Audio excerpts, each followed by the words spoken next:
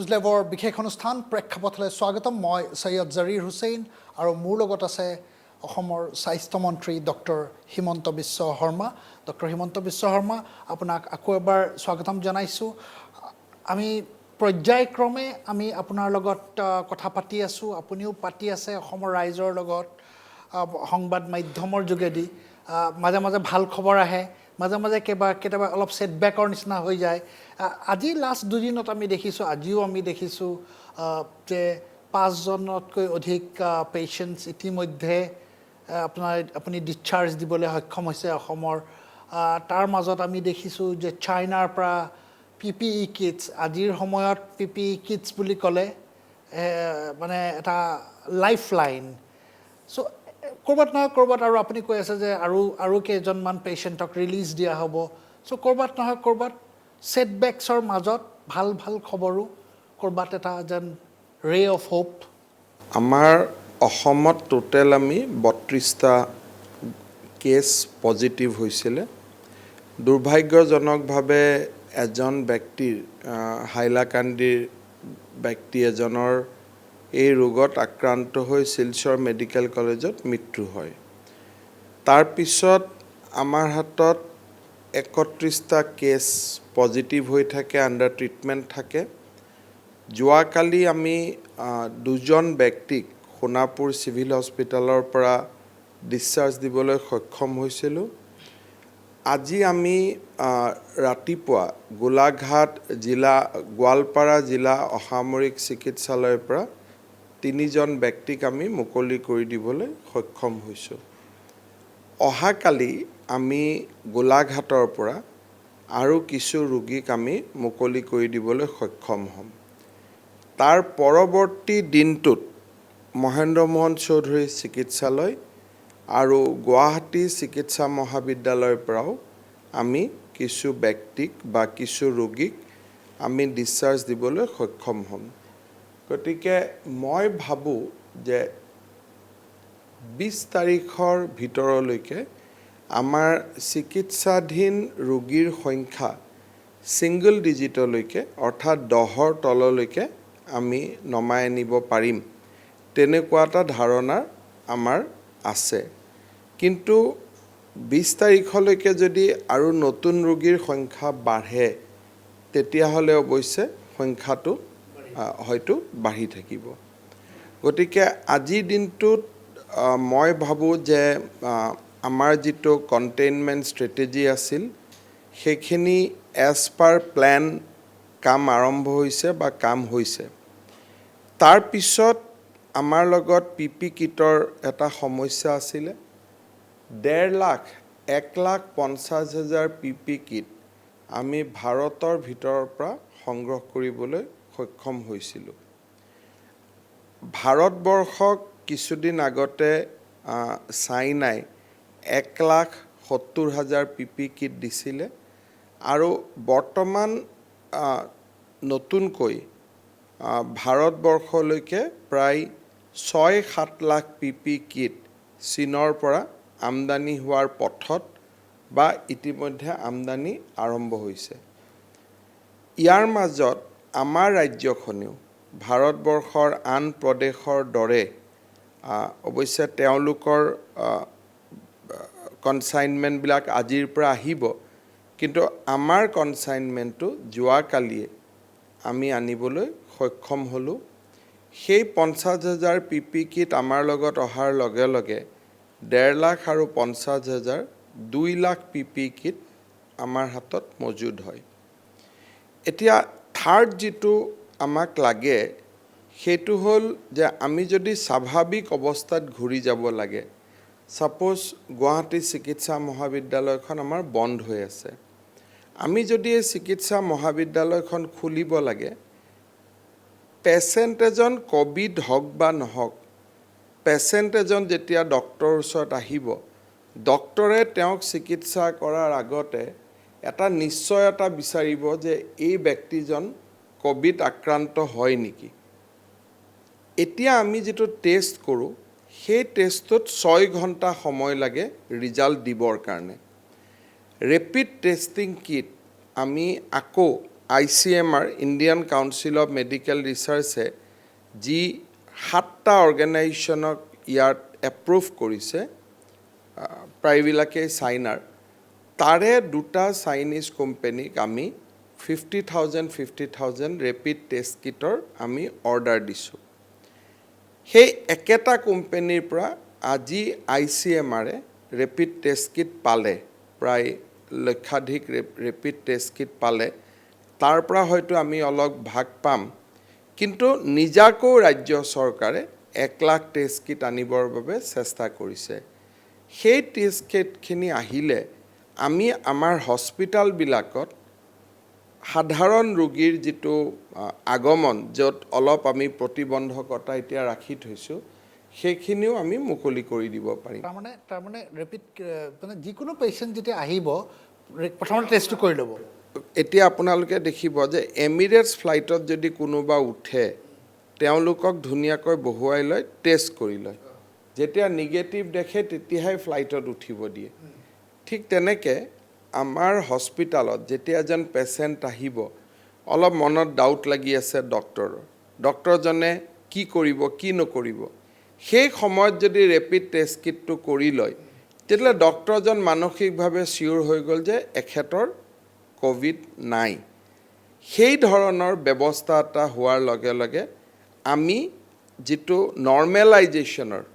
Next ষ্টেপটোত আমি যাব পাৰিম মেডিকেল কলেজ বা চিভিল হস্পিটেল য'ত তেনেকুৱা ধৰণৰ পেচেণ্ট বিশেষকৈ চাৰ্জাৰী কৰিবৰ কাৰণে যিসকল পেচেণ্ট আহে কাৰণ ডক্টৰ অতীত সোমাব লাগিব চাব লাগিব গতিকে চাৰ্জাৰী কৰাৰ আগতে প্ৰিকশ্যন ল'ব লাগিব এই গোটেইটো ডিপেণ্ড কৰিব যে চাইনাত যিমান মেটেৰিয়েল আজিৰ দিনত বা কিট আজিৰ দিনত উৎপন্ন হৈছে আমেৰিকাই প্ৰথমতে লৈ গুচি গৈছে বা আন ইউৰোপীয়ান দেশবিলাকত প্ৰথমতে গুচি গৈছে ভাৰতে এতিয়া ভাৰতৰ এম্বেছাডৰ আজি তেখেতৰ ষ্টেটমেণ্টটো মই পঢ়ি আছিলোঁ এতিয়া ভাৰতৰ এম্বেচি এতিয়া যথেষ্ট সক্ৰিয় হৈছে আৰু তাৰ পৰিপ্ৰেক্ষিতত লাহে লাহে ভাৰতলৈ ছাপ্লাইৰ দুৱাৰবিলাক মুকলি হৈছে গতিকে আজি মই এম্বেছাডৰৰ ষ্টেটমেণ্টটো তাকে পঢ়ি আছিলোঁ গতিকে সেই হিচাপত মই আশা কৰোঁ যে আমালৈকেও ছাপ্লাই আহিব কিন্তু আমি ইয়াতো এজ এ ফাষ্ট মুভাৰ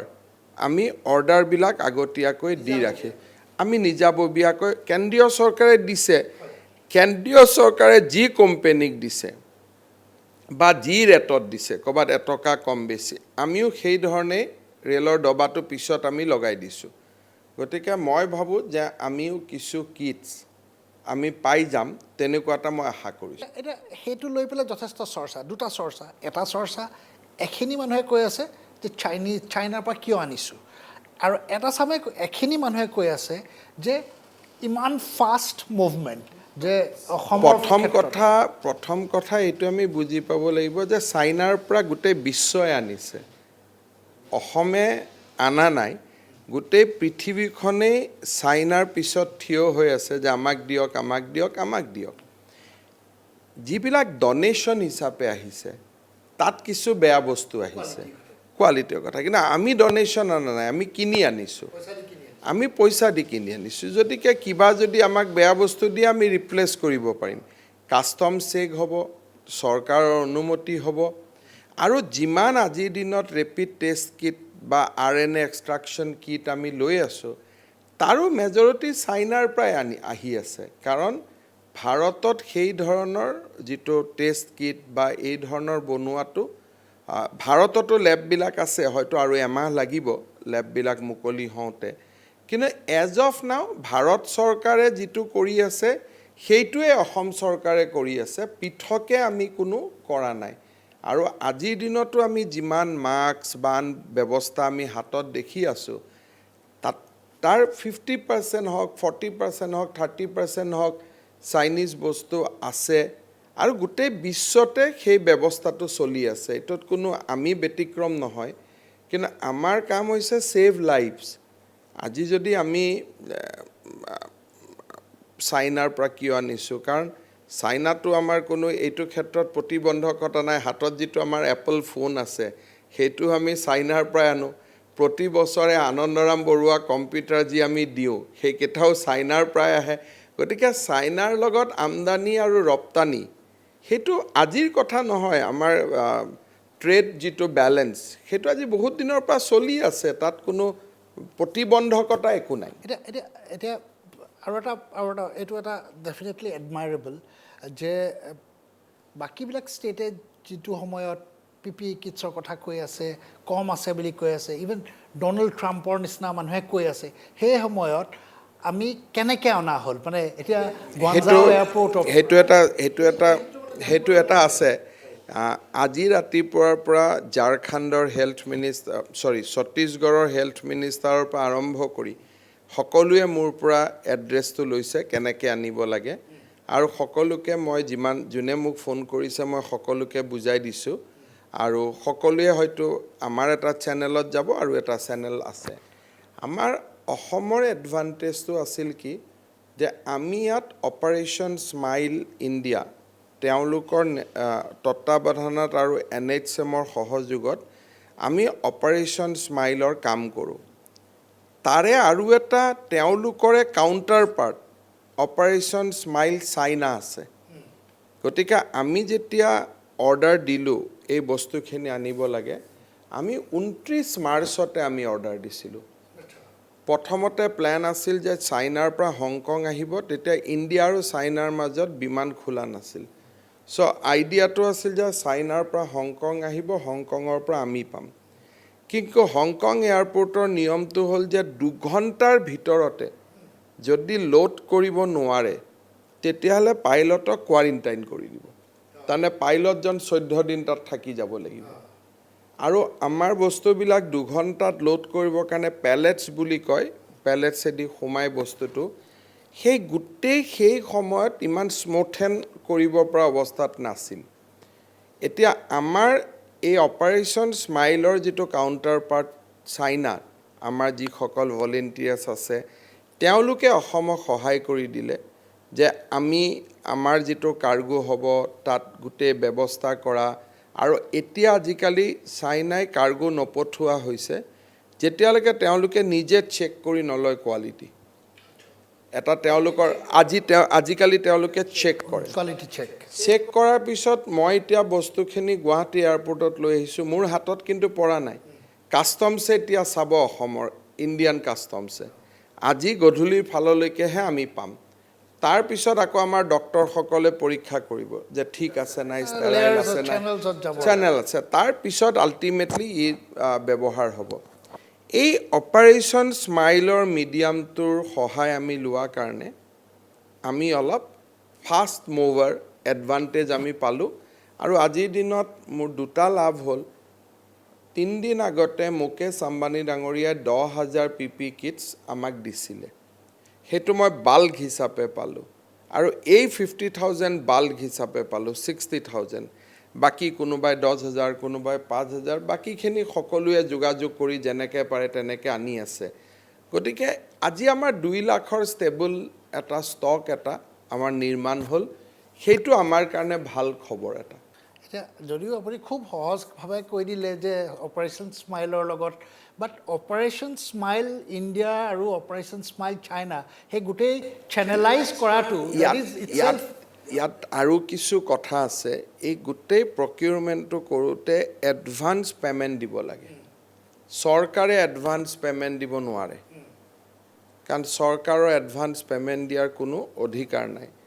আমাৰ গড়কাপ্তানি বিভাগৰ 10জন কণ্ট্ৰেক্টৰে তেওঁলোকৰ নিজৰ টকা এই গোটেই ব্যৱস্থাটোত লগাই দিলে যিজন ছাপ্লায়াৰক তেওঁলোকে অন ৰিক্সত ছাপ্লায়াৰজনক টকাখিনি দিলে আমিতো চৰকাৰে পে'মেণ্ট কৰিব নোৱাৰোঁ এতিয়া চৰকাৰে আজি গোটেইখিনি পৰীক্ষা নিৰীক্ষা কৰাৰ পিছত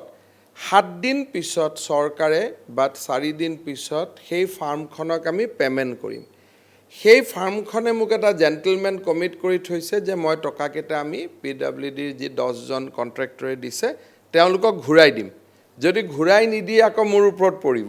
গতিকে এইখিনি কাম এতিয়া কোনো ৰাজ্য চৰকাৰে এডভান্স পেমেণ্ট কৰিব নোৱাৰে কোনো ৰাজ্য চৰকাৰে ইমান ৰিস্ক নল'ব এডভান্স পেমেণ্ট এইকাৰণে কৰিব নোৱাৰে যে আমাৰ ছিষ্টেম অফ প্ৰকিউৰমেণ্টত সেইটো নপৰে আমি ইয়াক কয় লেটাৰ অফ ক্ৰেডিট LC বনাই আমি দিব পাৰোঁ যে বেংকত টকাটো পৰি থাকে চাইনাৰ পৰা ইয়াত আহিলে তেতিয়া LCটো এনকেজ হ'ব কিন্তু এই সময়ছোৱাত ইমান কম্পিটিশ্যন যে কোনেও LCত যাব নোখোজে সেইকাৰণে যেতিয়া আমাক ক'লে যে অন 100% এডভান্সহে আমি এই বস্তুটো দিব পাৰিম তেতিয়া আমিতো NHMৰ পৰা এডভান্স দিব নোৱাৰোঁ তেতিয়া PW বিভাগৰ আমাৰ 10-12 জন আধ্যবন্ত কণ্ট্ৰেক্টৰ যোনে আৰোগ্য নিধিত ডনেশ্যন দিব আহিছিলে মই তেওঁলোকক ক'লোঁ যে সকলোৱে মিলি এজনেতো দিব নোৱাৰে সকলোৱে মিলি আপোনালোকে এটা অংশ আপোনালোকে দি দিয়ক হোৱাইটত দিয়ক আপোনালোকৰ একাউণ্টৰ পৰা তেওঁৰ একাউণ্টত ট্ৰান্সফাৰ কৰক যদি বস্তুটো আহিলে ভাল তেতিয়া তেওঁ পেমেণ্ট পাই আপোনালোকক ঘূৰাই দিব বোলে ছাৰ গেৰেণ্টি কোন আছে বোলে গেৰেণ্টি মই আছোঁ তেনেকৈ অলপ এৰেঞ্জমেণ্ট কৰা হ'ল সেই ফাৰ্মখনেও কিছু নিজৰ পইচা লগালে গতিকে এইবিলাকৰ পিছত হিউমেন এফৰ্ট থাকে কিন্তু ঠিক আছে এই সময়ত সকলো মানুহে সহায় কৰাৰ মুডত আছে আচল ঘটনাটো হ'ল যে পিপলছ পাৱাৰ যে আজি এই মুহূৰ্তত মানুহক আমি যেনেকৈ ৰিকুৱেষ্ট কৰোঁ ৰাইজে তেনেকেই সহযোগিতা কৰে অন্য দিনত হ'লে নকৰিলেহেঁতেন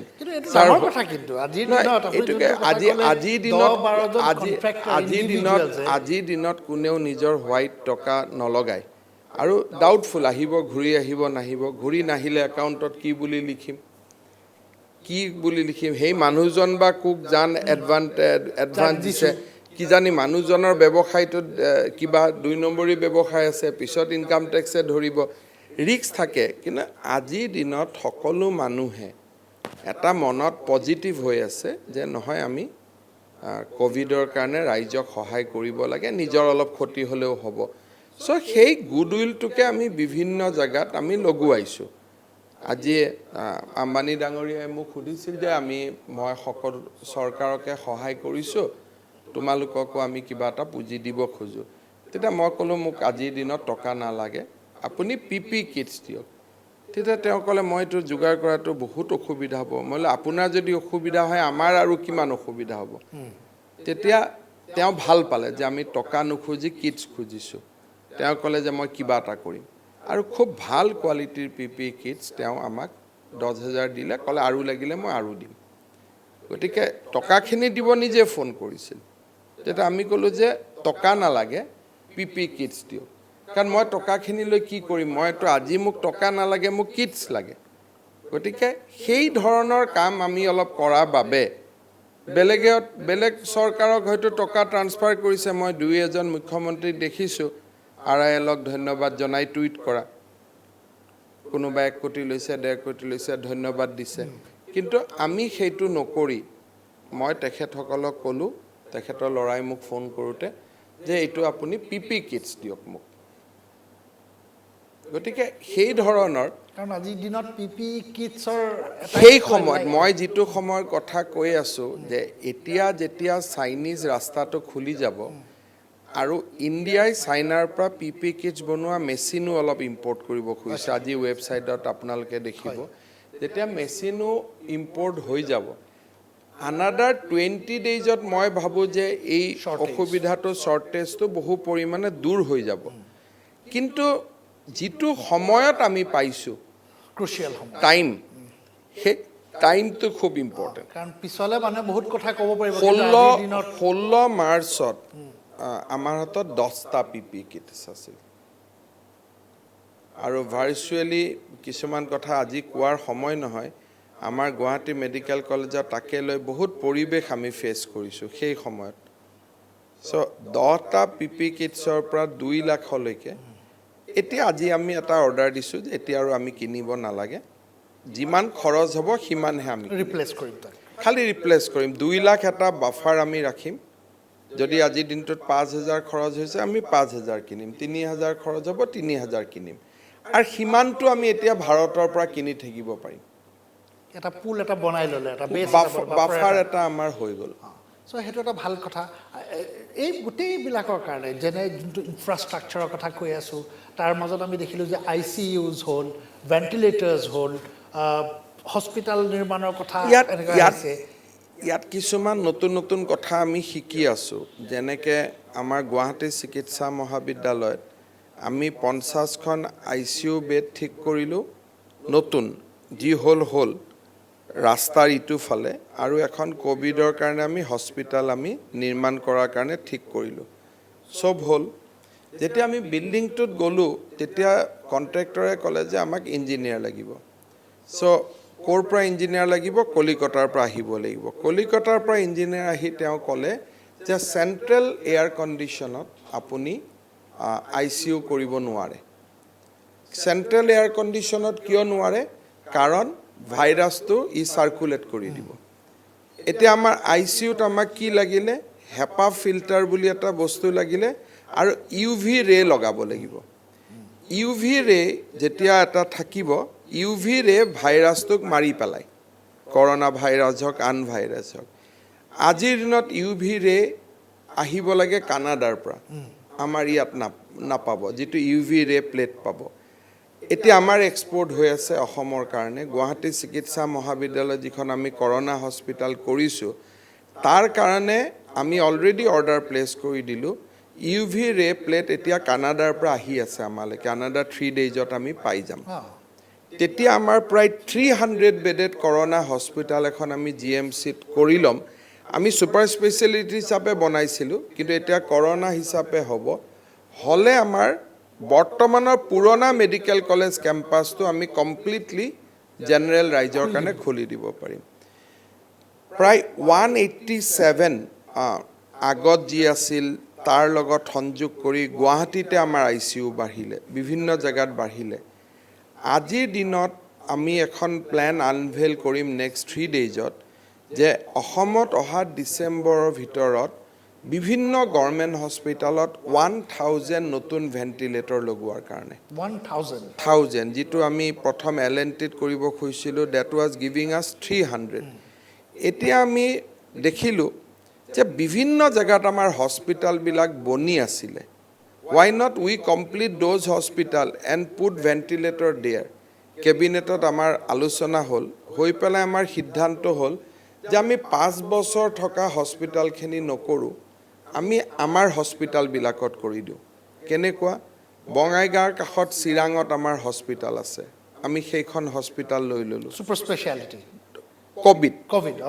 ছুপাৰ স্পেচিয়েলিটি কোভিড য'ত অকল ICU থাকিব তাৰপিছত আমি গুৱাহাটী মেডিকেল কলেজৰ নতুন উইং যিটো আমি বনাই আছোঁ আপোনালোকে দেখা নাই গ'লে দেখা পাব MMC সোণাপুৰ চিভিল হস্পিটেলখন আমি লৈ ল'লোঁ তাৰপিছত আমি ডিব্ৰুগড়ৰ কাৰণে নাহৰকটীয়াত আমাৰ এখন চিভিল হস্পিটেল অলমোষ্ট কমপ্লিট হৈ আছে সেইখন আমি লৈ ল'লোঁ গোলাঘাটত আমাৰ MCH বিল্ডিং এটা আমাৰ কমপ্লিট হৈ আছিলে তাতে আমি লৈ ল'লোঁ এই ধৰণে বিভিন্ন আমাৰ নিৰ্মীয়মান ফেচিলিটিছবিলাক কমপ্লিট কৰি আমি 1000 ICU আমি আনিব খুজিছোঁ অলৰেডি আমেৰিকাত আমাৰ ICUৰ অৰ্ডাৰ হৈ গৈছে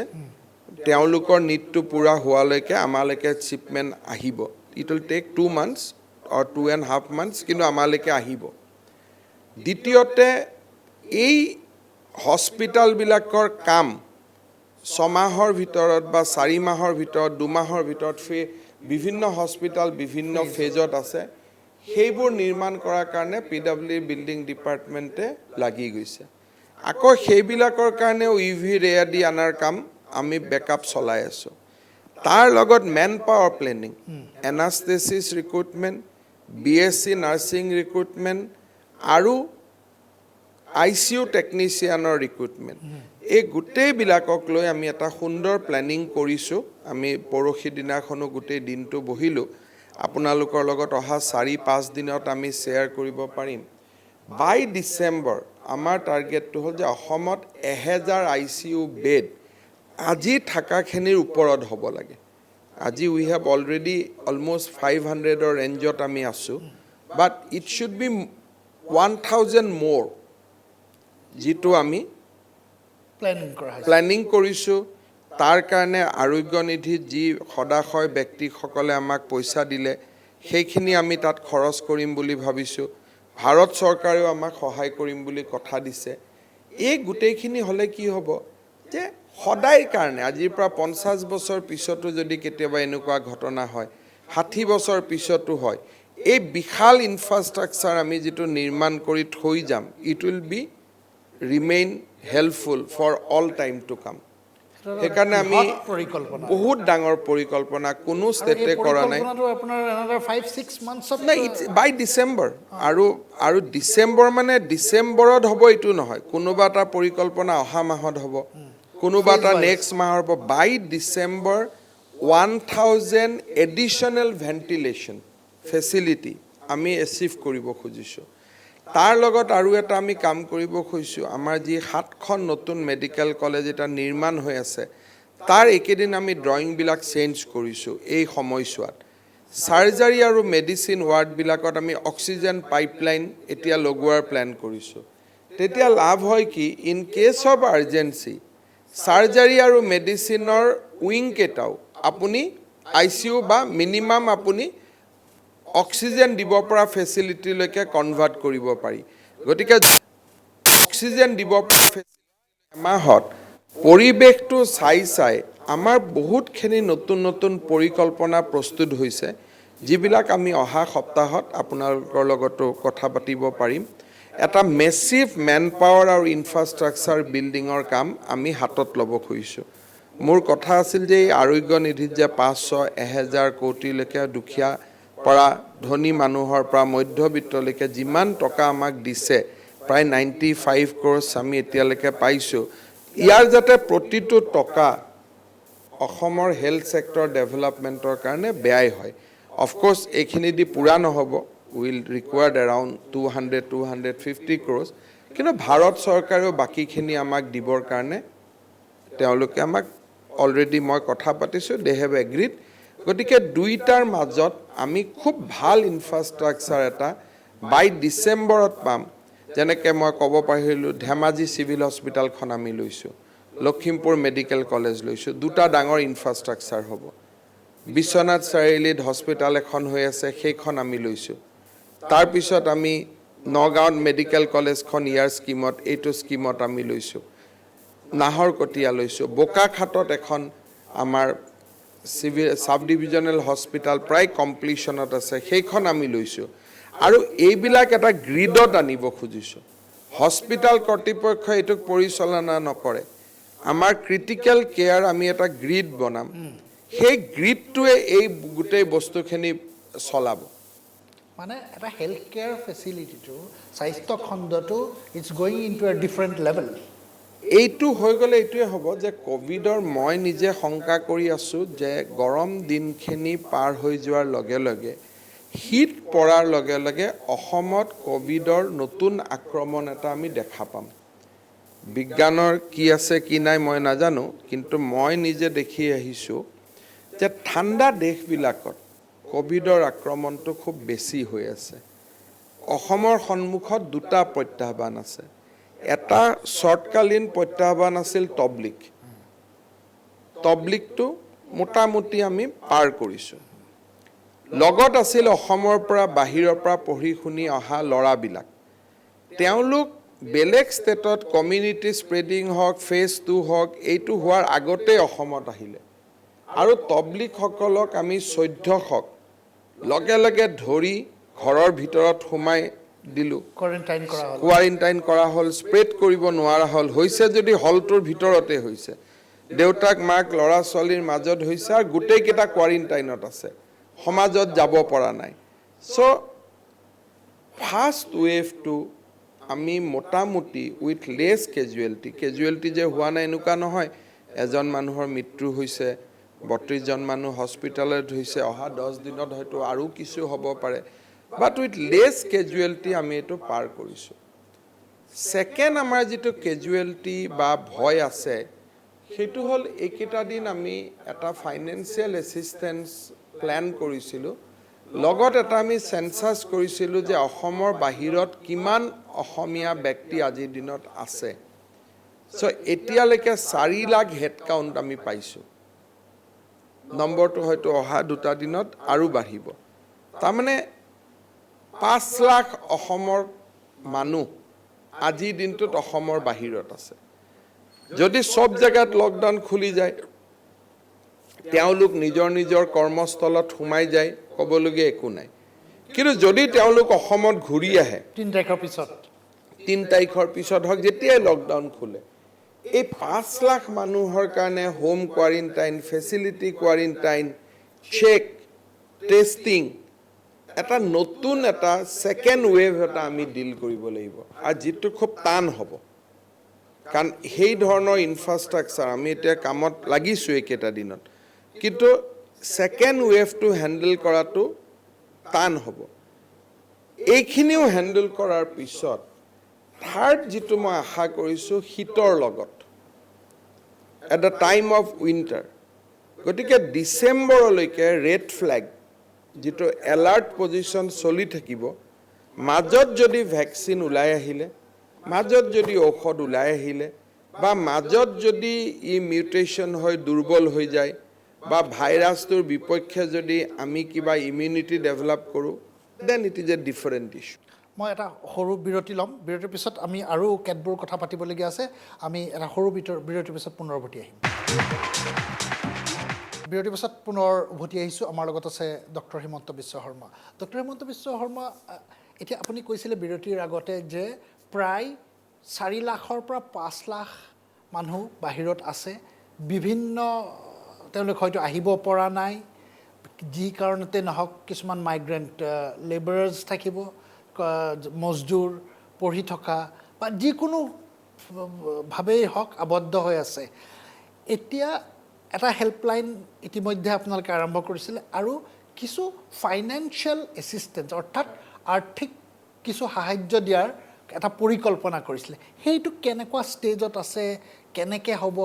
কিবা কৰিছে নেকি এইটো এটা বিশাল কাম আমাৰ অফিচাৰসকলে কৰি আছে প্ৰথম আছিল যে যিসকল ব্যক্তি ভাৰতৰ বাহিৰত আছে লকডাউনৰ কাৰণে আহিব নোৱাৰিলে আৰু কেনেকুৱা ব্যক্তি যে টেম্পোৰাৰি যোৱা ফুৰিব গৈছিল ঘূৰি আহিব নোৱাৰিলো যোন পাৰ্মানেন্ট আছে তাৰ চাকৰি আছে কিবা আছে বেলেগ কথা প্ৰথম তেনেকুৱা ব্যক্তিসকলৰ ফাইনেন্সিয়েল এছিষ্টেন্স এটা আমি প্ল্যান কৰিছিলোঁ প্ৰায় এৰাউণ্ড 35 to 40 ব্যক্তিক আমি $1000 কৈ মুকলি কৰি দিলোঁ গম পোৱাৰ পিছত এই কথা বতৰাবিলাক গোটেই গম পোৱাৰ পিছত লাহে লাহে 2-1খন কৰি এপ্লিকেশ্যন আৰু আমাৰ আহি আছে আমি ডেছপাটছ কৰি আছো সেইটো এটা আমি সহায় কৰিলোঁ দ্বিতীয় আমি টাৰ্গেট লৈছিলোঁ যে বহুত মানুহ আজি আপোনালোকে খবৰ কৰিলে গম পাব মুম্বাইৰ অসম ভৱনত 95 জন ক্যান্সাৰ পেশেন্ট আছে ভাৰতৰ বিভিন্ন জায়গাত ক্যান্সাৰ কিডনি এই ধৰণৰ ট্ৰিটমেন্ট কৰিব যোৱা পেশেন্ট সকল আছে হাৰ্ট পেশেন্ট কোনোবাই হস্পিটালৰ বিল দিব পৰা নাই কোনোবাই আমাৰ হয়তো যি ঘৰত আছিলে হোটেলত আছিলে তাৰ বিল দিব পৰা নাই আৰু এই পৰিয়ালবিলাকে ইতিমধ্যে বহুত টকা খৰচ কৰি পেলাই গুৱাহাটীৰ পৰা পঠাবলৈ ক'লেও পঠোৱাটো ইমান সহজ নহয় আমি সিদ্ধান্ত লৈছিলোঁ যে তেওঁলোকক আমি 25,000 টকাৰ এটা এককালীন সাহায্য দিম আজিৰ দিনটোত 600 এনেকুৱা ব্যক্তিৰ লগত আমি সম্পৰ্ক স্থাপন কৰিলোঁ আৰু 600 ব্যক্তিলৈকে আমি মুকলি কৰি দিছোঁ আজি এতিয়া মুম্বাইৰ অসম ভৱনতো আপোনালোকে কথা পাতিলে গম পাব যে almost everybody has gut that 25,000 rupees আজি যদি ফোন 600 পৰিয়াল 600 ইন্ডিভিজুৱেল পেশেন্ট 25,000 অলৰেডি তেওঁলোকৰ একাউণ্টত গ'ল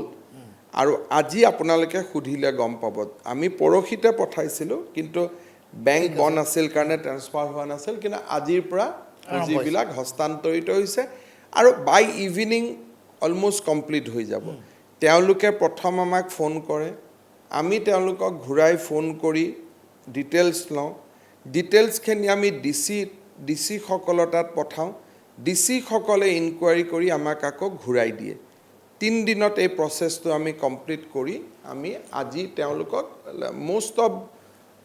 আজি প্ৰায়বোৰ মানুহে এমাউণ্টটো পাই যাব গধূলি আপোনালোকে খবৰ কৰিলে গম পাব থাৰ্ড যিটো আমি এটা বহুত ডাঙৰ প্ৰত্যাহ্বান ল'লোঁ যে আমি এটা হেল্পলাইন নম্বৰ দিলোঁ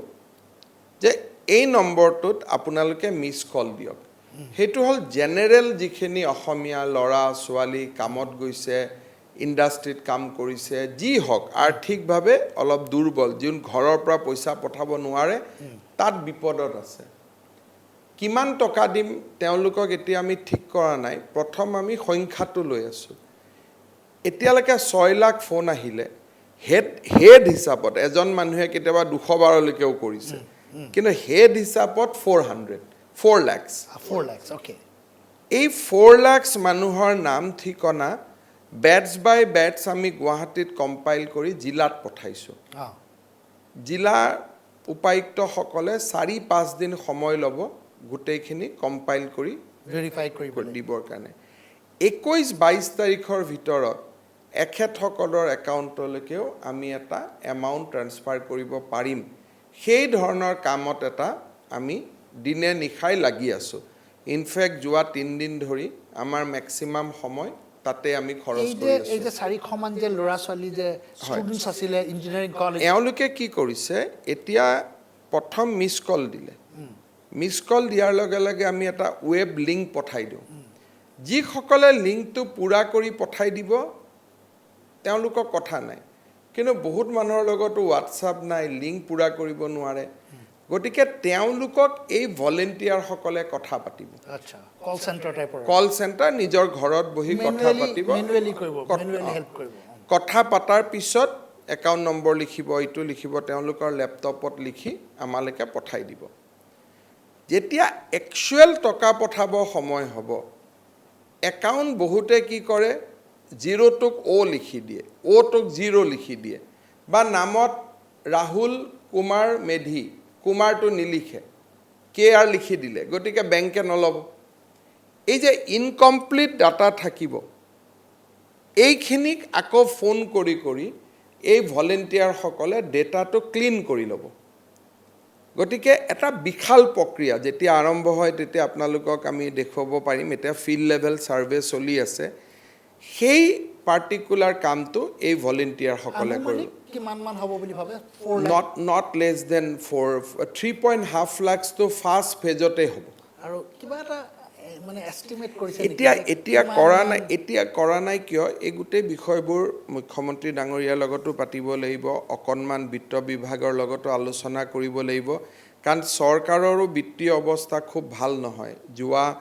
21 তাৰিখৰ পিছত এক প্ৰকাৰ আমাৰ হাতত কোনো উপাৰ্জন নাই গতিকে তাৰ মাজতে তেখেতসকলক সহায় কৰাৰ কাৰণে আমি ডেফিনেটলি কিবা এটা ব্যৱস্থা হাতত ল'ম কিন্তু কিমান দিব পাৰিম কি দিব পাৰিম হেতু কাৰণে কিবা এটা ইনিশিয়াল যোনখিনি ডেটা পাইছে যদিও এটা গোটে পোষ্টমৰ্টম কৰিব বাকি আছে কোন ৰাজ্যবিলাকৰ পৰা বেছি ফোন আহিছে আজিৰ যেটো ডেটা আছে তাৰ ভিতৰত ম্যাক্সিমাম ফোন কৰ্ণাটকৰ পৰা আহিছে 22000 তাৰ পিছত কেৰালাৰ পৰা আহিছে মুম্বাইৰ পৰা আহিছে এই গোৱাৰ পৰা আহিছে গতিকে এটা ভাল ডাটাবেছ এটা আমি পাই যাম যে অসমৰ ল'ৰা ছোৱালীবোৰ ক'ত আছে কি পৰিবেশত আছে তেওঁলোকৰ ফোন নম্বৰ কি কৰে হেতু তেওঁলোকে কি কৰে বহুতখিনি ডেটা আমি লৈছো পাৰ্সোনেল ডাটা আমি লোৱা নাই কিন্তু আমি ম্যাক্সিমাম ডাটা যিখিনি ডাটা এটা সোশিও ইকোনমিক সাৰ্ভেৰ কাৰণে সুবিধা হ'ব সেইখিনি আমি লৈছো গতিকে মোৰ দৃষ্টিত এটা খুব ভাল ডাটাবেছ আমি এটা পাই যাম মই আৰু এটা সৰু বিৰতি লৈছো বিৰতিৰ পিছত আমি পুনৰ উভতি আহিম আৰু কেইটামান প্ৰাসংগিক প্ৰশ্ন আছে গুৰুত্বপূৰ্ণ প্ৰশ্ন আছে বিৰতিৰ পিছত পুনৰ উভতি আহিম বিৰতিৰ পিছত পুনৰ স্বাগতম আমাৰ লগত আছে ডক্টৰ হিমন্ত বিশ্ব শৰ্মা এটা ডক্টৰ হিমন্ত বিশ্ব শৰ্মা যে আমি এতিয়া গম পাই আছো যে কিছু সংখ্যা বাঢ়ি গৈ আছে ধৰক 32ৰ পৰা 34 এটা মানে আপোনাৰ দৃষ্টিত কিমান মান বাঢ়িব পাৰে এই দুটা দিনত অলপ কেছ বাঢ়িব কিহৰ কাৰণে যিসকল নিজামুদ্দিন মাৰ্কাজৰ পৰা আহিছিল সেই অহা ব্যক্তিসকলক আমি প্ৰথম তেওঁলোকক আমি পজিটিভ পালোঁ, আমাৰ হস্পিটেলত লৈ আহিলোঁ। কিন্তু 4 দিন 5 দিন 6 দিন তেওঁলোক ফেমিলিৰ লগত আছিলে। এই যি ফেমিলিৰ লগত আছিল বা ফেমিলিত যিসকল আছিল, তেনে 1400 ব্যক্তিক আমি আজিৰ দিনত কোৱাৰেণ্টাইন কৰি থৈ দিছোঁ আমাৰ হস্পিটেলবিলাকত বা বিভিন্ন চৰকাৰৰ অনুষ্ঠান প্ৰতিষ্ঠানবিলাকত। 14 দিনৰ তেওঁলোকৰ ওপৰত এতিয়া টেষ্টিংটো আৰম্ভ হ'ব। আজি যেনেকৈ মৰিগাঁও জিলাৰ পৰা 2টা নতুন কেছ আহিলে লাহৰীঘাটৰ পৰা, কিন্তু চিন্তা কৰিবলগীয়া এইকাৰণে নাই যে তেওঁলোক উইদিন কেম্পাছ আমাৰ হস্পিটেলৰ ভিতৰত আছে, লাহৰীঘাট মডেল হস্পিটেলত আছে, কোৱাৰেণ্টাইনত আছে। তেনেকৈ সৰু সজাই যি 150 ব্যক্তি আছে, কালিৰ পৰা তেওঁলোকৰ আমি সোৱাব ল'ম। গতিকে অলপ সংখ্যা বাঢ়িব, কিন্তু এই সংখ্যাখিনি এনেকুৱা সংখ্যা যে তেওঁলোক সমাজত নাই, তেওঁলোক অলৰেডি আমাৰ হস্পিটেলত আছে। সেইকাৰণে আমি আতংকিত হোৱাৰ প্ৰয়োজন নাই। যদি নতুন কেছ পাওঁ, যিজন মানুহ ঘূৰি আছে, আপুনি যদি যোৱা 7 দিনত লক্ষ্য কৰে, প্ৰত্যেকটো কেছ পজিটিভ হৈছে, কিন্তু আগৰ পৰাই আমাৰ লগতে আছে ব্যক্তিজন। নতুন নহয় তাৰমানে, তেওঁলোক কোনো সমাজত ঘূৰি ফুৰা ব্যক্তি নহয়। টিব্ৰিৱালৰ বাহিৰে, টিব্ৰিৱালক বাদ দি এতিয়া যদি ধুবুৰীত সিদিনাখন এগৰাকী মহিলা হ'ল, তেওঁ অলৰেডি আমাৰ লগত আছে, ধুবুৰী চিভিল হস্পিটেলত আছে।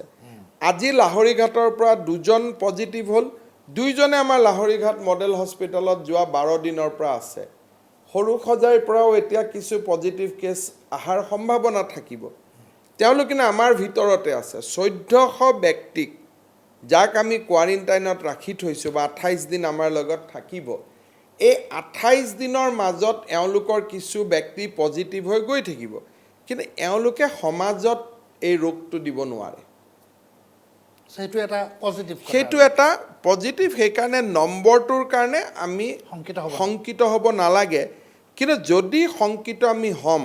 যদি নিজামুদ্দিনৰ লগত সম্পৰ্ক নথকা কোনোবা ব্যক্তিৰ হয় বা সম্পৰ্ক থাকিলেও ব্যক্তিজন যোৱা 14 দিন ঘূৰি আছে, তেওঁ আমাৰ লগত নাই, তেতিয়া আমি শংকিত হ'ম। কিন্তু আজিৰ দিনত যি ব্যক্তি যোৱা 10 দিনত আমি পাইছোঁ, প্ৰত্যেকজন ব্যক্তি আমাৰ লগত অলৰেডি আছে। মই এটা সৰু বিৰতি ল'ম, বিৰতিৰ পিছত আমি পুনৰ উভতি আহিম। এটা সৰু বিৰতি লৈছোঁ, বিৰতিৰ পিছত আমাৰ লগত আৰু কেতবোৰ কথা পাতিম ডক্টৰ হিমন্ত বিশ্ব শৰ্মাৰ লগত। বিৰতিৰ পাছত পুনৰ স্বাগতম। আমাৰ লগত আছে ডক্টৰ হিমন্ত বিশ্ব শৰ্মা। ডক্টৰ হিমন্ত বিশ্ব শৰ্মা, এতিয়া কেইবাটাও আৰু আহিব যে 20 তাৰিখৰ পিছত প্ৰধানমন্ত্ৰীয়ে যেতিয়া লকডাউন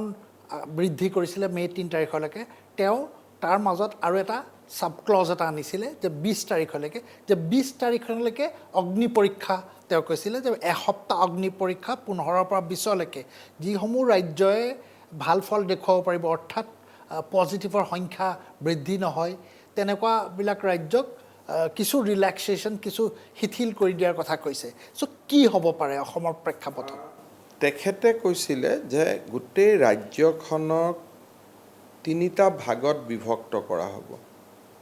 গ্ৰেডেশ্যন কৰি ABC। ইতিমধ্যে আজি আমাৰ তালিকাখন ওলাইছে।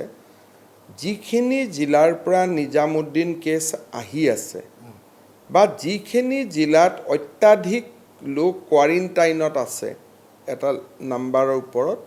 সেইখিনি আমাৰ হট জোন বা ৰেড জোন হ'ব, বাকীখিনি আমাৰ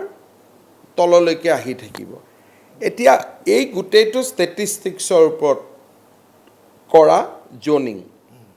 এই জোনিংটো কোনোবা বিজ্ঞানীয়ে দিয়া মতামতৰ ওপৰত নহয়, it is purely on statistics. যেতিয়াই নিজামুদ্দিনৰ এই ঘটনাটো চাম কাটিব, নতুন কেছ নাহা হ'ব, তেতিয়া সেই জিলাকেইখনো ৰেড জোনৰ পৰা আঁতৰি যাব। বাট এজ অফ নাও ধুবুৰী, মৰিগাঁও, গোৱালপাৰা, কামৰূপ, গোলাঘাট, এই জিলাখিনি ৰেড জোনত থাকিব। তাত ৰেষ্ট্ৰিকশ্যন অলপ বেছি থাকিব, আৰু য'ত ৰেড জোনত নাথাকে তাত ৰেষ্ট্ৰিকশ্যন কিছু লিফ্ট হ'ব, যাতে ইকনমিক এক্টিভিটিটো আৰম্ভ হ'ব পাৰে। এইটো গ্ৰেডেড ৰেছপন্স বুলি কোৱা হয়। প্ৰধানমন্ত্ৰী ডাঙৰীয়াই যিটো গ্ৰেডেড ৰেছপন্স কৰিম বুলি কৈছিলে, তাৰে ব্লুপ্ৰিণ্ট এটা ৰাইজৰ সন্মুখত তেওঁ দাঙি ধৰিছে কালি মিনিষ্ট্ৰী অফ হোম এফেয়াৰ্ছে নটিফাই কৰিছে আজি তেওঁলোকে জিলাসমূহক বিভক্তও কৰিছে গতিকে মই ভাবোঁ যে ২০ তাৰিখৰ পিছত বিভিন্ন জিলাত আমি কিছু শিথিলতা দেখা পাম কিন্তু ব্যক্তি ঘৰৰ পৰা অবাবত নোলোৱা ট্ৰান্সপৰ্টেশ্যন বন্ধ থকা ছ'চিয়েল ডিষ্টেঞ্চ মানি চলা আৰু মাস্ককে ধৰি বিভিন্ন নিৰাপদমূলক ব্যৱস্থা লোৱা এইবিলাক চলি থাকিব এতিয়া এতিয়া চৰকাৰী কাৰ্যালয় খোলা কথা কৈছে যে গ্ৰেড A আৰু B কথা কৈছে যে তেওঁলোকে প্ৰয়োজন সাপেক্ষে আহিব আৰু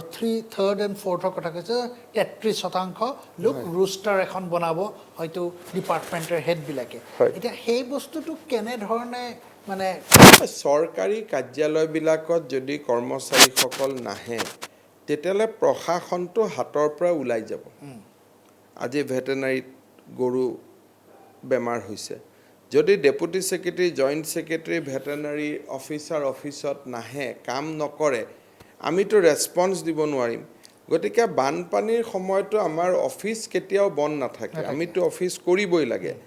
গতিকে সেই দৃষ্টিকোণৰ পৰা আমাৰ কাৰ্যালয়বিলাক খুলিব কিন্তু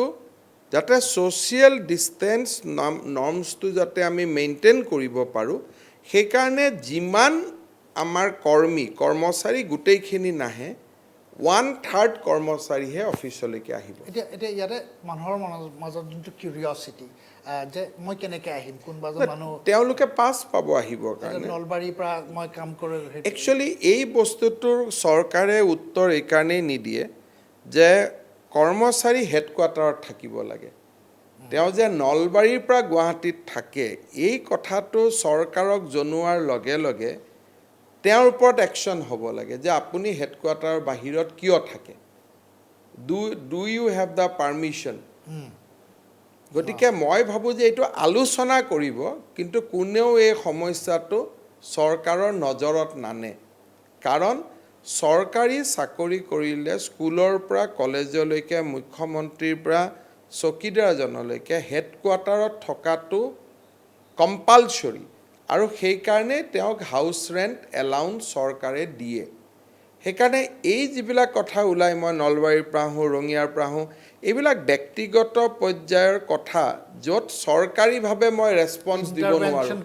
কাৰণ মই যদি চৰকাৰীভাৱে কথাটো বুজোঁ তেতিয়া মই তেওঁক গাড়ী ব্যৱস্থা কৰাৰ আগতে প্ৰথম মই তেওঁক চৌকছ কৰিব লাগিব যে আপুনি কাৰ অনুমতি লৈ বাহিৰত আছে এতিয়া আমি জানো যে মৰিগাঁৱৰ বহুত কৰ্মচাৰী গুৱাহাটীত থাকে মঙলদৈৰ কৰ্মচাৰী গুৱাহাটীত থাকে ৰঙিয়া কলেজত কাম কৰা প্ৰবক্তাজন গুৱাহাটীত থাকে যোন য'ত আছে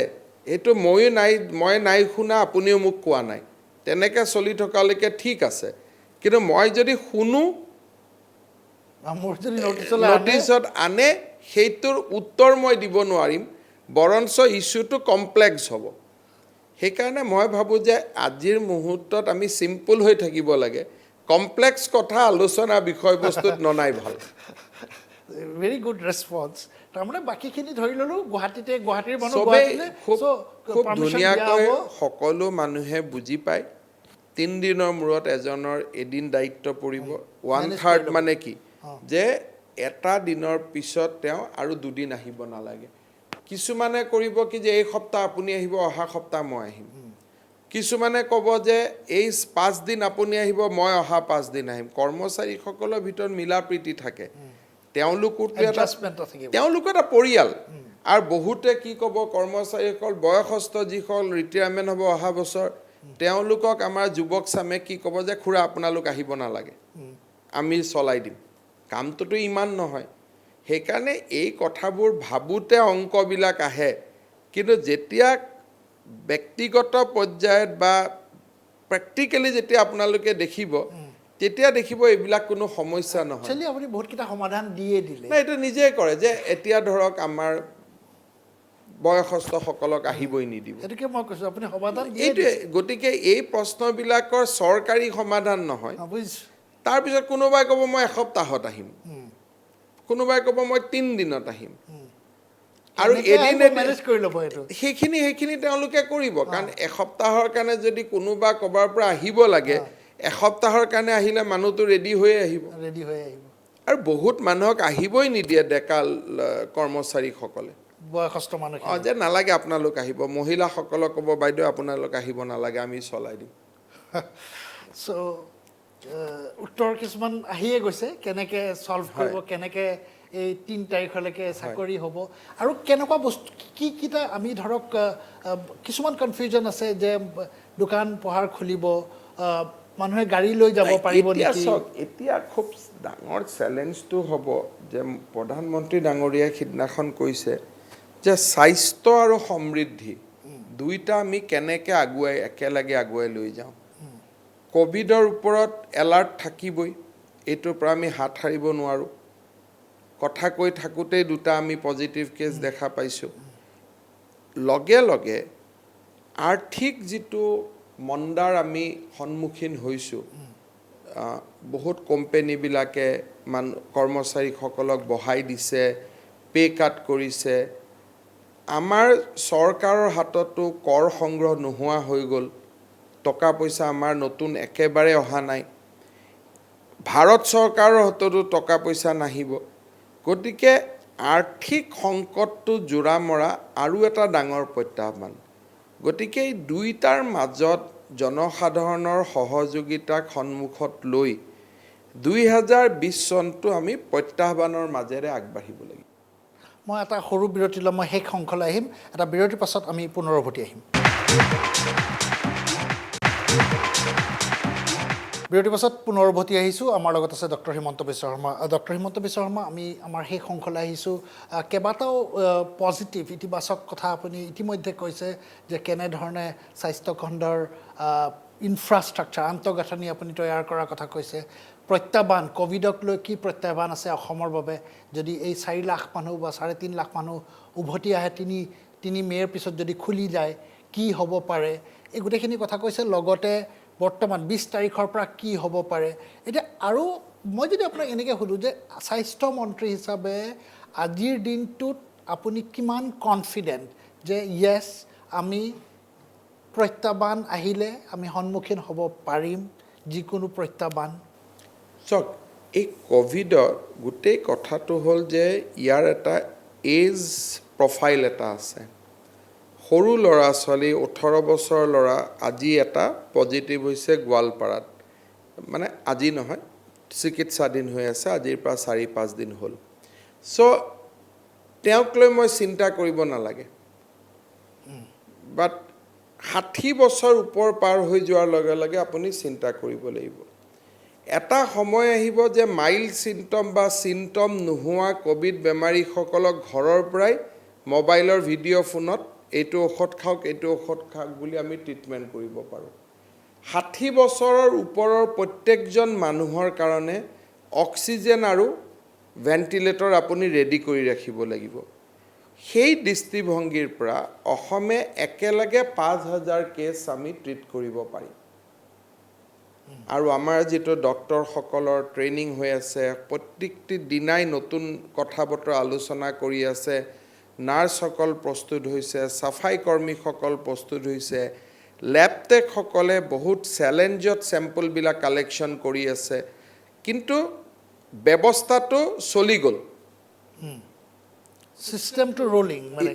ৰোল হৈ গ'ল সেইকাৰণে মই বহুত চিন্তা কৰা নাই কিন্তু ভয়ৰ কাৰণ থাকে কোনোবা হস্পিটালত যদি ডক্টৰজনে আক্ৰান্ত হৈ গ'ল নাৰ্ছ আক্ৰান্ত হৈ গ'ল হস্পিটাল বন্ধ কৰিবলগীয়া পৰিৱেশ আহি গ'ল তেতিয়া কি হ'ব তেনেকুৱা ঘটনা আমেৰিকাত হৈছে ইটালীত হৈছে গতিকে প্ৰেডিক্ট আমি একো কৰিব নোৱাৰোঁ কিন্তু মনোবল আৰু ইনফ্ৰাষ্ট্ৰাকচাৰ মেডিচিন আৰু কিটছ এই গোটেইবিলাকৰ পৰা যদি আমি এটা গ্ৰেডিং কৰোঁ তেতিয়াহ'লে ডেফিনেটলি অসম বহুতখিনি ওপৰত আজিৰ দিনত আছে কিন্তু মেডিকেল কলেজতে কিবা এটা ঘটনা হৈ গ'ল ক'ৰবাত কিবা এটা হৈ গ'ল য'ৰ পৰা গোটেই ইনফ্ৰাষ্ট্ৰাকচাৰটো আমি ক্ল'জ ডাউন কৰি দিবলগীয়া হ'ল তেনেকুৱা ঘটনা হ'লে বেলেগ কথা এতিয়া মনোবলৰ কথা কৈছে আমি দেখি আছোঁ গোটেই অসমবাসীয়ে দেখি আছে যে আমি দেখিছোঁ সোণাপুৰলৈ আপুনি গৈছে য'ত আপুনি পেচেণ্টছক ডিছচাৰ্জ দিছে আপুনি গোৱালপাৰা গৈছে আপুনি কোৱাৰেণ্টিনত থকা ডক্টৰৰ ওচৰলৈ গৈছে আপুনি ইনফেক্ট সৰু সজাইত যোনদিনাখন কেইজনমান ব্যক্তিয়ে পজিটিভ হৈছে আপুনি হয়তো 5 ফুট 6 ফুট ডিষ্টেঞ্চৰ পৰা তেওঁলোকৰ লগত কথা পাতি আছে আৰু আপোনাৰ ফোনেদি তেওঁলোকৰ পৰিয়াললৈ ফোন কৰিছে মোৰ এইটো পাৰ্চনেল প্ৰশ্ন নহয় বহুত দৰ্শকে কৈছে যে তেওঁ এইটো ইমান সাহসেৰে কেনেকৈ যাব পাৰে চাওক মই যেতিয়া ওচৰত যাওঁ মইতো কনচিয়াছ হৈ থাকোঁ কনচিয়াছ হৈ থাকিলে আপুনি 2 মিটাৰ ওচৰলৈকে যাব পাৰে আজি ৰাতিপুৱা মই গৈছোঁ গোৱালপাৰাত হয় যদি আপুনি কনচিয়াছ নহয় তেতিয়া 1 মিটাৰ 2 মিটাৰ আপুনি হিচাপ কৰিতো নাথাকে আপুনি ওচৰত গুচি যাব খোজকাঢ়ি আছে এজন ব্যক্তিৰ লগত প্ৰথমতে ভাবিছে মই 2 মিটাৰ দূৰত থাকিম কিন্তু কথা পাতোতে পাতোতে গাত হাতখন গুচি যাব গতিকে আমি যেতিয়া চিকিৎসালয়ত যাওঁ বা আমি যেতিয়া কথা পাতোঁ আমি ব্ৰেইনটো ছেট কৰি ৰাখোঁ যে 2 মিটাৰতকৈ আমি আৰু আগ নাবাঢ়োঁ আপোনাৰ যাবলগীয়া কিয় হয় আপুনি মানে এতিয়া ধৰক এতিয়া মানে বস্তুটো মানে সেইটো বস্তু জানিব পেচেণ্ট এজন ডিছচাৰ্জ দিবলৈ বিহুৱান দিবলৈ ডক্টৰৰ ওচৰলৈ গৈছে ইয়াত ঘটনাটো হয় কি যে আপুনি নোযোৱাকৈ থাকিব পাৰে 14 দিনলৈকে মোৰ ডক্টৰ এজন কোৱাৰেণ্টাইন থাকিব বহাগ বিহু আহিছে আপুনি যেতিয়া বহাগ বিহুত গৈ ডক্টৰজনক গামোচা এখন দি থৈ আহিলে সি কমিউনিটিটোৰ ওপৰত ডক্টৰ কমিউনিটিটোৱে কি ভাবিছে যিটো সময়ত বহুত ৰাজ্যত ঘৰ ভাড়া দিয়া নাই ঘৰত ঘূৰি যাব দিয়া নাই ডক্টৰক যে অসম চৰকাৰে আমাৰ ওচৰত আহি মই যোৱা নহয় মইতো কাক প্ৰতিনিধিত্ব কৰোঁ অসমৰ ৰাইজক মই প্ৰতিনিধিত্ব কৰোঁ যে মই গৈ on behalf of people of Assam তেওঁলোকক গামোচা এখন দি থৈ আহিলোঁ সেইটোৱে মানুহৰ মানসিকতাত অদ্ভুত প্ৰভাৱ পেলায় আজি আমি ডিছচাৰ্জৰ সময়ত গৈছোঁ কিয় গৈছোঁ এই যে ব্যক্তিজন ষ্টিগমেটাইজ নহয় নহ'লেতো গাঁৱত সোমাব নিদিব মানুহজনক এই যোনকেইজন কোভিড পজিটিভ হৈ গ'ল এতিয়া দেখিলে যে হিমন্ত বিশ্ব শৰ্মা আহিলে তেওঁলোকক লগো কৰিলে কৈ গ'ল যে এওঁলোকৰ গাত আৰু কোনো ষ্টিগমা নাই ৰোগটো নাই আৰু নাই তেতিয়া মানুহে গম পালে যে হয় যেতিয়া মোকো ওচৰত দেখিলে তেতিয়া গম পালে যে নাই নহ'লেনো যেতিয়া আপোনালোকৰ মনত আছে 2007 নে 8 চনত জাপানীজ এনকেফেলাইটিছৰ বেজী লৈ এটা অসমত বহুত প্ৰতিক্ৰিয়া হৈছিলে তেতিয়া মোৰ ল'ৰা আৰু ছোৱালী দুইটাকে লৈ গৈ মই বেজীটো দিয়াই দিছিলোঁ তাৰ পিছত এই কথাটো সেই সময়ত এখন পেপাৰে খুবকৈ লিখি আছিল লিখাটো বাদ দিলে আৰু আজি ভগৱানৰ আশীৰ্বাদত মানুহে ওলোটাই প্ৰশ্ন কৰে যে প্ৰতিষেধক আনা নাই কিয় তেতিয়া প্ৰশ্ন আছিল আনিছিল কিয় আজি কয় অনা নাই কিয় যি নহওক সেই ধৰণে আজি আমি যেতিয়া তেওঁৰ ওচৰত গ'লোঁ ষ্টিগমাটো নোহোৱা হৈ গ'ল দ্বিতীয়তে যিসকল ডক্টৰে তেওঁলোকক চিকিৎসা কৰিলে মাত এষাৰ দি থৈ আহিলোঁ সি মনোবল বৃদ্ধি পালে আপুনি প্ৰত্যেকবাৰে একেটা কাম কৰি থাকিব নালাগে কিন্তু প্ৰথম যেতিয়া হ'ব যে আজি আপোনাৰ প্ৰথম কোভিড ৰোগীজন আহিছে বাহিৰত দেখাৰ দৰে নহয় ডক্টৰ নাৰ্ছসকলেও মনত ভয় থাকে তেওঁলোকৰ ঘৰৰ পৰা ল'ৰা ছোৱালীয়ে ফোন কৰে যদি কাৰোবাৰ ল'ৰা ছোৱালী দিল্লীত পঢ়ি আছে কয় দেউতা এইটো কিয় চাকৰি কৰিব লাগে চাকৰিটো এৰি দিয়া কোনোবা ছোৱালী যদি আমেৰিকাত বিয়া হৈছে আমেৰিকাৰ পৰা ল'ৰা বাপেকলৈকে ফোন কৰে যে পাপা হ'ব মই আছোঁ নহয় তুমি কিয় এইবিলাক কৰিব লাগে তেওঁৰো ঘটনা এখন সমাজত চলি থাকে কোনোবা নতুনকৈ বিয়া হৈছে পৰিবাৰে ভয়ত ফোন কৰি আছে যেতিয়া মই ৰাতি মাত কথা দি থৈ আহিলোঁ ডক্টৰজনে ভাবিলে যে মোৰ পিছফালে অসমৰ ৰাইজ আছে মনোবল বাঢ়ি গ'ল পিপি কিটটো পিন্ধি ল'লে সোমাই গ'ল এইটো হৈছে আমিতো ডক্টৰ নহয় মোৰ এজ এ হেল্থ মিনিষ্টাৰ কাম হ'ল যে মনোবল বৃদ্ধি কৰা উৰা বাতৰিটো নোহোৱা কৰা আৰু বাকী কামখিনি হ'ল লজিষ্টিক চেইনটো যাতে মেইনটেইন হয় মানুহক যাতে আশ্বাস দিব পাৰোঁ বিভিন্ন স্কিম মনত আনা ৰূপায়ণ কৰা এইখিনি মই বহি বহি কৰিব পাৰোঁ আজি অসমৰ বাহিৰত 3 লাখ 4 লাখ মানুহ আছে তেওঁলোকক সহায় কৰিব লাগে হেতু আমি অফিসত বহিব পাৰো কিন্তু কিছু কথা আছে যিখিনি কথা আপুনি সন্মুখত গলে মানুহৰ যিটো মনোবল বা এফেক্টিভনেস যিটো আহে হেতু আদাৰৱাইজ নাহে আপুনি বৰ সহজ ভাষাত ক'লে কথাটো যে বাকিখিনি ঘৰটো বহি কৰিব পাৰে কিন্তু হেতুও নহয় আপুনি যেনেকৈ বিদেশত থকা ফচি থকা ষ্ট্ৰেণ্ডেড মানুহৰ কথাও ভাবিলে ভাৰতৰ বিভিন্ন ঠাইত 3.5 লাখ মানুহতকৈ অধিক অসমীয়া মানুহ ক'ৰবাত ফচি আছে তেওঁলোকৰ কথাও ভাবিলে চিকিৎসা কৰিবলৈ যোৱা মানুহৰ কথাও ভাবিলে আপুনি ডক্টৰ নাৰ্ছৰ কথাও ভাবিলে আপুনি ৰোগীৰ কথাও ভাবিছে যে সেই ৰোগীখিনিয়ে ভাল হৈ ইমানো আপুনি যিমান সহজ ভাষাত কৈ দিলে যে মই ঘৰত বহি সিমানো সহজ নহয় ডক্টৰ হিমন্ত বিশ্ব শৰ্মা দ্যাট সেইটো কাৰণে আপুনি ইউ নিড মানে আপোনাকো আমি এডমায়াৰ কৰিছোঁ আপুনি যেনেকৈ ক'লে মোৰ ভিউৱাৰ্ছৰ হৈও মই আপোনাক এডমায়াৰ কৰিছোঁ কথাটো তেনেকুৱা নহয় ঘটনাটো হ'ল যে আপুনি যিবিলাক দায়িত্ব যিটো সময়ত পৰে দায়িত্বখিনি কৰিবই লাগিব আৰু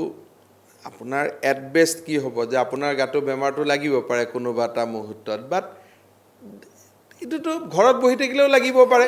আজি এনেকুৱা এটা চিটুৱেশ্যন হয়তো বহুত জেনেৰেশ্যনে দেখা নাই এতিয়া আপোনাৰ পিতৃ ঢুকাই গ'ল আপোনাৰ পিতৃ হয়তো এনেকুৱা এটা কেতিয়াও দেখা নাছিলে যে গোটেই বিশ্ব স্তব্ধ হৈ গৈছে তেনেকৈ মোৰ পিতৃ ঢুকাই গ'ল তেওঁলোকে জীৱনত নেদেখিলে বাট আপুনি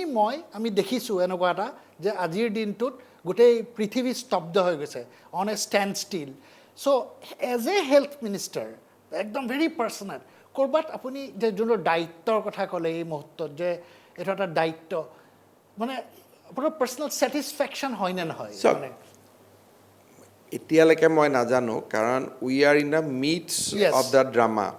গৈ ক'ত পাওঁগৈ কি হয়গৈ নবডি ন'জ কিন্তু এটা কথা যে মই বুলি নহয় মোৰ ডিপাৰ্টমেণ্টৰ পীযুষ হাজৰিকাই হওক প্ৰিন্সিপাল ছেক্ৰেটাৰী সমীৰ সিনহাই হওক বা অনুৰাগ গোয়েলে হওক বা যিটো ডাউন দ্য লাইন আমাৰ যিটো ছিষ্টেম আমাৰ যিটো টীম এই টীমটোৱে ভয় নকৰাকৈ কাম কৰি আছে আৰু আমাৰ টীমটোৰ মই নহয় সকলো হস্পিটেলত গৈছে আজি আপুনি একোজন গুৱাহাটী মেডিকেল কলেজৰ প্ৰিন্সিপাল বা ডিব্ৰুগড় যোৰহাট শিলচৰ তেওঁলোকে যেনেকৈ দিনে ৰাতিয়ে বহি অল মেডিকেল কলেজ মই মানে not to name any one যি কিছুমান আজি বহুদিন আজি প্ৰায় 16 মাৰ্চৰ পৰা চাওঁতে এটা মাহ হৈ গ'ল এই এটা মাহ কাৰো লগত মই ঘৰৰ সম্পৰ্ক দেখা নাই কাৰণ মইতো ৰাতি 11-12লৈকে থাকোঁৱেই মোৰ লগত থাকেই বা ফোন কৰিলেও আমি হস্পিটেলতে পাওঁ ভিডিঅ' কনফাৰেন্স কৰিলেও হস্পিটেলত পাওঁ গতিকে মোক যদিও ডিপাৰ্টমেণ্টৰ মন্ত্ৰী হিচাপে ফ'কাছটো মোৰ তাত আছে কিন্তু মইতো অকলে ঘূৰি ফুৰা নাই ইয়াৰ পৰা এটা ভাল যে মই এইটো কথা ক'ব পাৰোঁ যে our team is highly motivated আৰু কোনেও মোক প্ৰশ্নও কৰা নাই যে ছাৰ আমাৰ গাত যদি লাগি যায় কি হ'ব কাৰণ আমাৰ NHMৰ অফিচতে ডেইলি 300 মানুহ আহি আছে ছাপ্লাই আনিছে ছাপ্লাই লৈ গৈছে কোনোবা কিবা কিবি আমি বহুত বেছি ছ'চিয়েল ডিষ্টেঞ্চটো মানি চলিবই পৰা নাই কাৰণ আমি যদি দূৰত গুচি যাওঁ আমি ৰাইজক কৈ আছোঁ ছ'চিয়েল ডিষ্টেঞ্চটো মানিব লাগে আমি বহুত বেছি মানিব পৰা নাই আমি বেছিক ৰুলটোহে মানি আছোঁ যে 2 মিটাৰ দূৰত আধা ঘণ্টাৰ মূৰে হেণ্ড ছেনিটাইজেশ্যন য'ত প্ৰয়োজন মাস্ক ব্যৱহাৰ কৰা এইখিনি আমি কৰি আছোঁ কিন্তু এই মনোবলটো আমাৰ অফিচত কাম কৰা সৰু ল'ৰা ছোৱালী যিবিলাকে যোৱা 1-2 বছৰত যোগদান কৰিছে চবেই নিৰবিচ্ছিন্নভাৱে কাম কৰি গৈ আছে গতিকে এইটোৱে মই ভাল পাওঁ যে I am leading A team which is highly motivated আৰু এনেকুৱা নহয় যে কেছ নোহোৱা বা হ'ব পাৰে তেনেকুৱা জেগাত দূৰৰ পৰা আমি এটা সাক্ষী হৈ আছোঁ the entire team is in the middle of the action ইয়াত বহি আছে চবে থিয় হৈ আছে আজি কোনোবা এই মুহূৰ্তত কোনোবা গোলাঘাটত গৈছে তাতো পজিটিভ কেছ আছে কোনোবাই ডিফুত বহি আছে কোনোবাই বৰপেটাত টেষ্ট কৰি আছে ৰাতি 12টা বজাত মোক টেষ্টৰ ৰিজাল্ট পঠাইছে আৰু আমি বুজি পাওঁ কথা পাতিলে যে ঘৰৰ পৰাই কামটো কৰি থকা নাই অপাৰেশ্যনটো ঘৰৰ পৰা কৰা নাই ফট কৰি আকৌ মোৰে কিবা এটা লাগিলে যে আপুনি ভিডিঅ' কলত আহকচোন বুলি ভিডিঅ' কল কৰিছোঁ এনভাইৰনমেণ্টটো দেখিছোঁ যে that person is sitting in his office or in the college or in the hospital. আপুনি আজি মোক নহয় গোটেইকেইখন মেডিকেল কলেজ হস্পিটাল আৰু একেবাৰে আশা কৰ্মীগৰাকীলৈকে যিটো এলাৰ্টনেছ আজিৰ দিনত দেখা পাব হেল্থ ডিপাৰ্টমেণ্টত সেইটো চাবলগীয়া আৰু কোনেও একো মুখ্যমন্ত্ৰী ডাঙৰীয়াও বিভিন্ন জেগাত গৈ আছে nobody is asking for recognition যে আমাক ৰিকগনাইজ কৰক nobody কোনেও সেইটো চিন্তা কৰা নাই অটোমেটিক্যালি গোটেই হেলথ কৰ্মী মানে এইটো হৈছে যে কোনেও সেই মাথাটো সেইটো ফালে নিয়াই নাই এই যে ইঞ্চুৰেঞ্চৰো আলোচনা হয় বিশ্বাস কৰক যে এইটো খুব ডাঙৰ এটা ক্ৰেডিট দিব লাগিব আমাৰ হেল্থ ডিপাৰ্টমেণ্টক এই যে 50 লাখৰ ইঞ্চুৰেঞ্চটো এনাউন্স হৈছে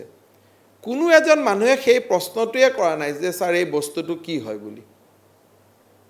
জাষ্ট nobody is bothered আৰু ইয়াৰ ভিতৰতে আমাৰ ডিপাৰ্টমেণ্টৰ বহুতে আকৌ এদিনৰ দৰমহাও দি দিছে আকৌ ইয়াৰ ভিতৰতে আমাৰ ডিপাৰ্টমেণ্টৰে বহুত মানুহে মানুহক খুৱাইছে ইয়াৰ মাজত সময় উলিয়াই সো হেল্থ ডিপাৰ্টমেণ্টত বাকি ডিপাৰ্টমেণ্টতো কাম হৈ আছে কিন্তু হেল্থ ডিপাৰ্টমেণ্টত এইকেইটা দিন